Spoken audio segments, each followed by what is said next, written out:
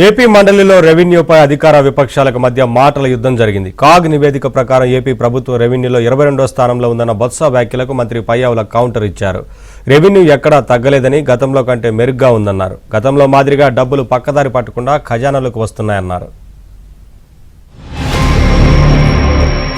కేంద్ర ప్రభుత్వం తగిన నివేదిక ప్రకారం ఇవాళ ఆంధ్ర రాష్ట్రం 22వ స్థానంలో ఉంది. జిఎస్టీ కానీ వసూలులో కానీ ఓన్ రెవెన్యూస్లో 22వ స్థానంలో ఆంధ్రప్రదేశ్ ఉంది. ఇది వాస్తవంగా చెప్పండి. ఇదే కాదు కాగ్ రిపోర్టు. ఏ రకంగా ఈ 3 నెలల కాలంలో మీరు వచ్చి మీకు వస్తున్న రెవెన్యూస్ 70,000 కోట్లు కాకుండా 1,15,000 కోట్లకి తీసుకెళ్తారు. ఏ రకంగా వస్తుంది? కాగితం లేకుండా డిమాండ్ చేయమేంటి, ఇప్పుడు పంపండి అని చెప్పేది చేస్తున్న report CAG report RB report నేను పొందుతాను. రాష్ట్రం వచ్చి 22వ స్థానంలో ఉన్నది.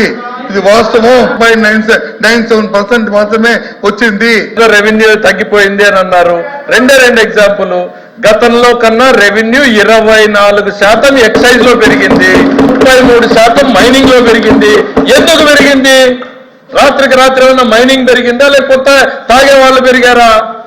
ఆ డబ్బులు పక్కకు పోయేది మానేసి ఖజానాలోకి రావడం మొదలైంది. ఏ కాగ్ రిపోర్ట్ ఒకసారి పంపించండి సార్. మీరు పేపర్ చూపించిన తర్వాత ఇక్కడ పంపడానికి ఎందుకు సార్ ఇంత సమయం మీకు?